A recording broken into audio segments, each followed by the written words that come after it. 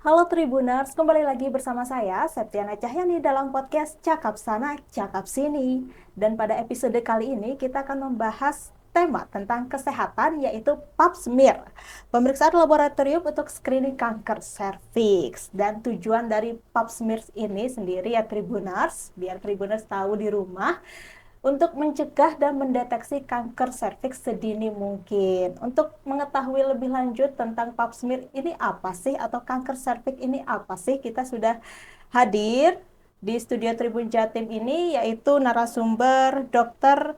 Aris Rosida, SPPA and Biomed, dokter spesialis patologi anatomi RSI Unisma Malang. Selamat pagi, Ibu Dokter Aris Rosida. Selamat pagi, Mbak Eka. Iya, baik. Terima kasih ya Bu Dokter telah menyempatkan hadirnya di studio Tribun Jatim ini. Sama-sama.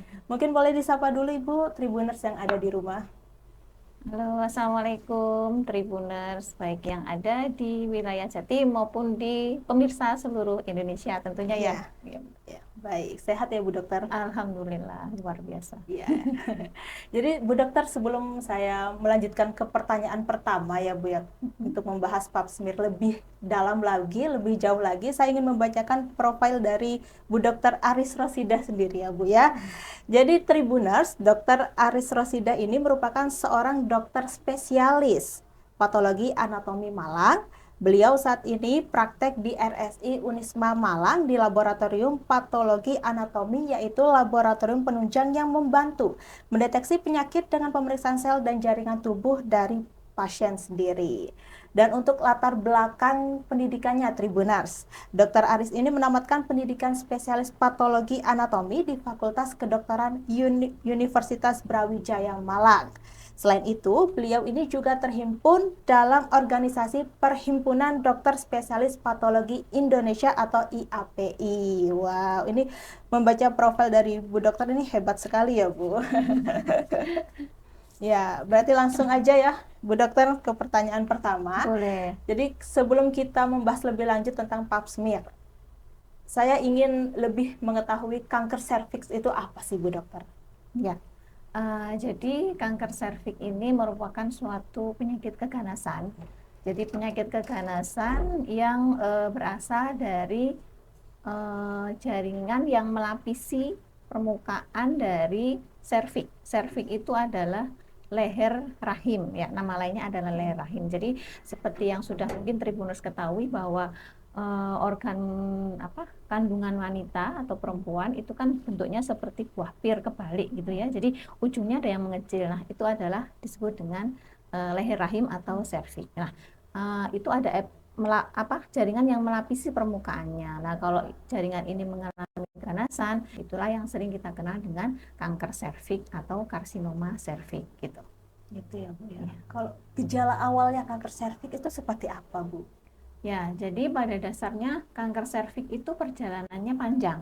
Jadi tidak seperti flu yang hari ini kena, besok langsung timbul gejala gitu, enggak. Jadi kanker serviks itu perjalanannya bertahun-tahun sampai berpuluh-puluh tahun. Jadi gejalanya biasanya tergantung pasien datang ke rumah sakit itu, kadang yang sudah lanjut ya bisa mengalami perdarahan. Biasanya perdarahannya itu terjadi setelah senggama, jadi setelah hubungan suami istri, terus kemudian terjadi trauma kan waktu berhubungan, nah itu akan keluar darah. Jadi setiap berhubungan keluar darah, setiap hubungan keluar darah, itu bisa jadi salah satu tanda keganasan pada leher rahim. Yang kedua, perdarahan spontan. Jadi kalau sudah istilahnya parah ya, jadi kan gampang berdarah. Jadi meskipun tidak terkena trauma atau berhubungan suami istri, itu bisa mengalami perdarahan juga gitu. Itu kalau yang lebih parah. Itu biasanya kalau tanda-tanda awal biasanya justru nggak nggak terlalu diperhatikan sama pasien. Biasanya adalah keputihan yang lama yang tidak sembuh-sembuh seperti itu. Berarti keputihan bisa menjadi gejala awal Salah satu kanker tanda, serviks. iya, yang nggak sembuh-sembuh Yang gitu. nggak sembuh-sembuh ya Bu Dokter ya. Dan ini kan kanker serviks ini menular ya Bu Dokter? Apakah menular? Ya, pada prinsipnya kanker serviks itu penyebabnya banyak faktor. Banyak faktor. Jadi, tetapi yang saat ini paling dikaitkan dengan terjadinya kanker serviks itu adalah infeksi virus human papilloma virus atau HPV ya. HPV tipenya sangat banyak sekali, tetapi yang dikaitkan dengan kanker serviks itu biasanya tipe 16 sama 18. Tipe 16 sama 18. Iya. Nah, kanker serviks ini kalau karena tadi dikaitkan dengan infeksi virus, virus itu kan menular. Iya. Jadi pada waktu infeksi virus itu memang sifatnya menular. Tetapi kalau misalnya sudah terjadi kanker serviks, misalnya ya sudah terjadi kanker gitu ya, karena tadi saya sebutkan antara infeksi virus dengan terjadinya kanker itu prosesnya bertahun-tahun. Jadi kalau sudah terjadi kanker serviks yang sudah ada perdarahan kayak itu untuk menular ke orang lain itu tidak bisa dikatakan tidak menular. Justru yang menular itu adalah virusnya ini tadi. Iya. Jadi dibilang menular atau enggak itu kayaknya pada level mana dia gitu. Jadi kalau pada level infeksi virus memang virusnya ini menular. Jadi menularnya biasanya memang lewat hubungan seksual gitu ya. Jadi tapi itu tadi infeksi virus HPV pada perempuan khususnya ya itu sebagian besar wanita mengalami infeksi HPV ini, tetapi 90% itu biasanya sembuh.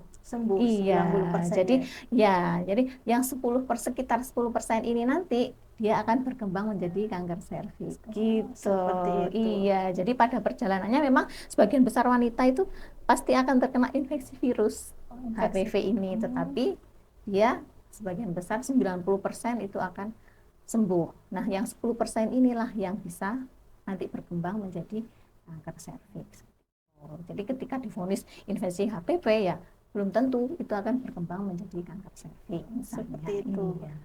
Tapi untuk misalkan mendeteksi dini kanker serviks itu lewat apa Bu Dokter pemeriksaannya? Mungkin di RSI Unisma sendiri Bu Dokter punya alatnya?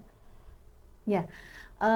Untuk deteksi dini ya. Jadi karena tadi saya sampaikan perjalanannya yang begitu panjang, bisa tahunan sampai puluhan tahun, maka memang salah satu cara yang paling efisien saat ini untuk mendeteksi dini terjadinya kanker serviks adalah dengan cara pap smear. Pap smear itu tadi. Iya, dan kebetulan di RSI sudah bisa dilakukan tindakan pap smear.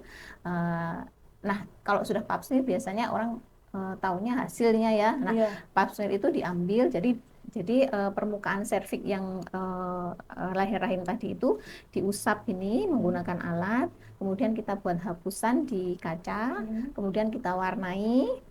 Ini pekerjaannya laboratorium kalau yang ini sudah ya.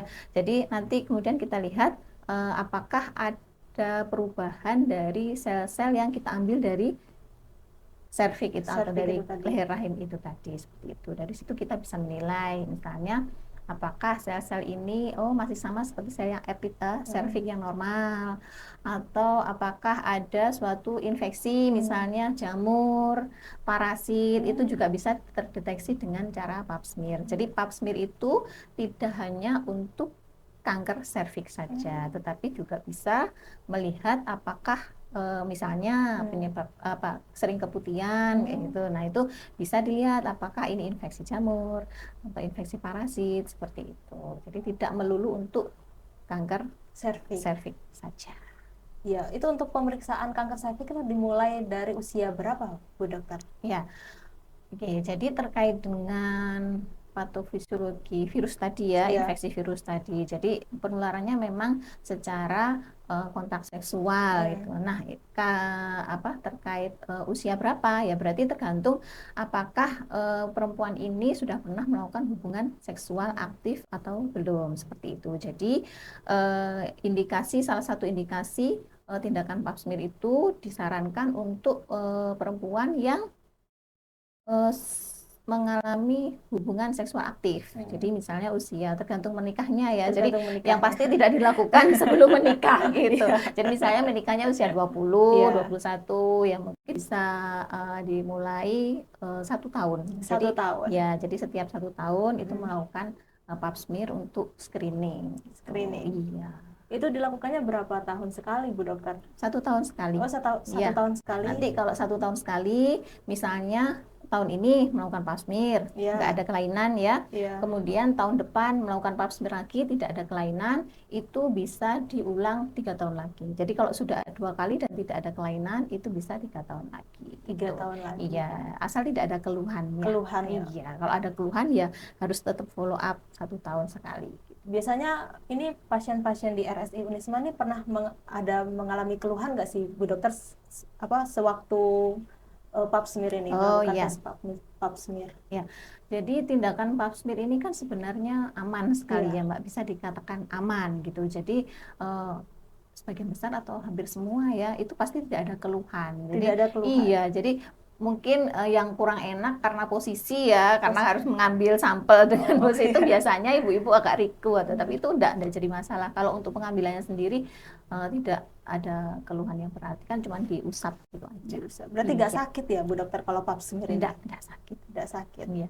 Ya, jadi katanya kalau misalkan sudah usia 30 tahun, ini apa benar pemeriksaan pap smear ini harus dikolaborasikan dengan deteksi virus HPV sendiri? Oh ya, untuk deteksi virus HPV itu memang sebenarnya sangat membantu hasil dari pap smear. Kalau pap smear kan cuma screening ya, jadi Iya. untuk perubahan sel apa tidak. Tapi kan kita tidak tahu apakah ini benar-benar ada infeksi virus HPV apa tidak. Jadi kita cuma memperkirakan didapatkan tanda-tanda sel yang terinfeksi oleh HPV. Tetapi virus HPV-nya sendiri itu kan tidak terdeteksi lewat pap smear. Nah, untuk tambahan pemeriksaan untuk melihat apakah ini benar-benar ada virus atau tidak, itu memang bisa dilakukan dengan cara itu, misalnya dengan PCR ya. Jadi diperiksakan apakah ini ada virus atau tidak. Tetapi itu masih sangat belum terjangkau kalau Belum terjangkau. Iya, karena harganya yang mahal. Harganya. Untuk Iya. harganya berapa, Bu Dokter? Wah, ini Pap kan smear. kalau pap smear sendiri mungkin enggak terlalu ya, enggak mahal, saya kira Iya. cukup terjangkau antara 100.000, 120.000. Tapi kalau yang untuk virus ini memang jutaan untuk. Jutaan. Iya. Seperti itu. Kalau Iya. persiapan sebelum melakukan pemeriksaan pap smear ini seperti apa, Bu Dokter? Ya.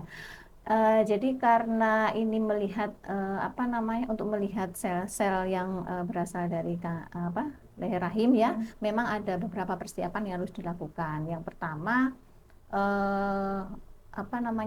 tidak boleh melakukan hubungan suami istri 24 jam terakhir. Oh, 24 jam Iya, terakhir. karena kita kan mengambil sampel dari itu. Kalau melakukan hubungan suami istri kan dalam waktu 24 jam mungkin masih ada sisa-sisa sisa-sisa produk ejakulasi dari suami ya. Jadi itu nanti bisa mengaburkan hasil yang waktu kita ambil itu. Jadi dilarang berhubungan suami istri selama minimal 24 jam. Kemudian menghentikan obat-obat yang masuk lewat vagina. Jadi kan ada beberapa obat yang rutenya itu diberikan secara per vagina. Nah, itu harus dihentikan dulu seperti itu. Terus kemudian tidak waktu kondisi menstruasi ya tentunya ya. Nggak boleh. Karena nanti yang terambil pasti akan darahnya. Iya, betul. Iya itu. Terus kemudian kalau misalnya habis melahirkan atau habis tindakan baik itu persalinan normal maupun persalinan seksio, itu sebaiknya dilakukan setelah jeda 6 minggu dari itu kalau tindakan pap smear-nya seperti itu. Terus kemudian yang terakhir ini dilarang membersihkan dengan sabun sebelumnya ya. Jadi penggunaan sabun kewanitaan itu sebaiknya dihindari sebelum melakukan tindakan pap smear karena nanti akan mengaburkan hasil pemeriksaannya seperti itu. Iya. Kalau untuk ibu hamil sendiri boleh nggak sih, Bu Dokter, melakukan pap smear ini? Sebenarnya untuk ibu hamil masih bisa, tetapi tidak disarankan ya. Jadi tidak disarankan terutama pada usia-usia di atas 25 minggu karena ditakutkan nanti akan dengan tindakan pap smear kan meskipun mengusap tapi dia ada rangsangan di daerah situ kan. Jadi takutnya nanti akan menyebabkan kontraksi dari rahimnya sehingga menyebabkan paling tidak nyeri atau yang lebih parah mungkin keluarnya bayi gitu. Tapi memang jarang kasusnya, cuman sebaiknya tidak disarankan. Tidak Tapi disarankan. masih bisa. Iya. Terus manfaat dari pap smear sendiri itu apa? Kelebihan, keunggulan dari pap smear itu sendiri, Bu Dokter? Ya, kalau keunggulan dari pap smear, dia bisa dilakukan di beberapa fasilitas kesehatan. Jadi tidak harus dilakukan di rumah sakit yang besar misalnya ya. Jadi bisa di puskesmas, bisa di dokter umum, praktek umum itu juga bisa. Kemudian di dokter opcin itu juga bisa. Di klinik-klinik kesehatan itu juga bisa. Asal dilakukan oleh tenaga kesehatan yang sudah terlatih gitu. Jadi misalnya bidan, dokter umum, kemudian dokter spesialis opcin, dokter spesialis patologi anatomi itu bisa melakukan semua ya. Terus itu yang pertama. Yang kedua, harganya relatif murah ya. Ya, situ ya tindakannya tidak invasif, tidak menyakitkan, dan pemeriksaannya juga murah itu. Jadi itu kelebihan dari pap smear. Berapa pentingkah sih Bu Dokter pap smear ini untuk wanita, pemeriksaan pap smear untuk wanita sendiri? Ya, saya kira untuk saat ini pap smear merupakan tindakan awal yang sangat penting ya. Jadi untuk yaitu tadi screening awal, karena memang proses perjalanan dari kanker serviks itu kan panjang ya. Dan kemudian diketahui bahwa kanker serviks ini merupakan suatu kanker terbanyak. Nomor 1 yang mengenai perempuan dan merupakan penyebab kematian tertinggi keganasan pada perempuan. Jadi tindakan pap smear itu saya kira sangat penting untuk mendeteksi kira-kira awalnya, karena semakin diketahui lebih awal itu penanganannya akan semakin lebih komprehensif. Seperti itu ya Bu Dokter. Kalau efek samping sendiri dari pap smear ini apa Bu Dokter? Efek samping bisa sampingnya? dikatakan nggak ada ya. Nggak ada ya Bu Dokter? Nggak ada.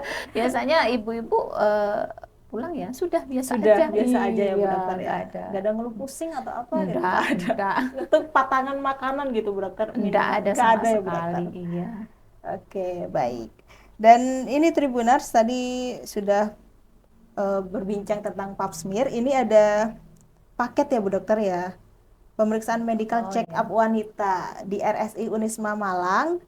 Ini ada 2 paket untuk paket medical check up wanita. Yang pertama paket wanita, paket pemeriksaan wanita ini biayanya sebesar 378.000 ya Bu Dokter. Ya. Promo bulan ini, bulan Agustus, cukup membayar 308. Iya. HUT proklamasi ya Bu Dokter, spesial. 378.000, Tribuners bisa mendapatkan pemeriksaan fisik dokter opcin, darah lengkap, urin lengkap, pap smear, gula darah sesaat, dan hasil pemeriksaan itu sendiri. Dan juga ada paket pranikah. Paket pemeriksaan pranikah ini biayanya sebesar 426.000. Ini sudah termasuk potongan promo bulan ini Tribuners. Jadi pemeriksaannya ini meliputi pemeriksaan fisik dokter umum, darah lengkap, urin lengkap, gula darah sesaat, HbSAg, PDRL, penyakit menular seksual, TPHA, penyakit menular seksual, lalu ada pemeriksaan rapid test HIV, golongan darah, dan resus, dan hasil pemeriksaan itu sendiri Tribuners. Wow. Jadi bagi Tribuners, khususnya wanita yang pengen medical check up, ini langsung aja datang ke RSI Unisma Malang ya Bu Dokter ya. Iya, betul. Ya, baik. Bu Dokter, terima kasih ya Bu Dokter sudah menyempatkan hadir untuk memberikan ilmu yang bermanfaat ini, informasi yang bermanfaat ini kepada Tribuners yang ada di rumah. Mohon maaf apabila saya ada salah kata dan perbuatan ya Bu Dokter. Sama-sama, semoga bermanfaat. Ya baik, terima kasih ya Bu Dokter. Sama-sama. Baik Tribuners, sampai di sini dulu perjumpaan saya kali ini, pembahasan mengenai pap smear. Dan ketemu lagi dalam podcast Cakap Sana Cakap Sini episode berikutnya. Saya Septiana Cahyani Eka Saputri dan Dr. Aris Rosida, spesialis patologi anatomi embryome. Pamit undur diri dan sampai jumpa kembali lagi dalam podcast Cakap Sana Cakap Sini episode berikutnya. Assalamualaikum warahmatullahi wabarakatuh.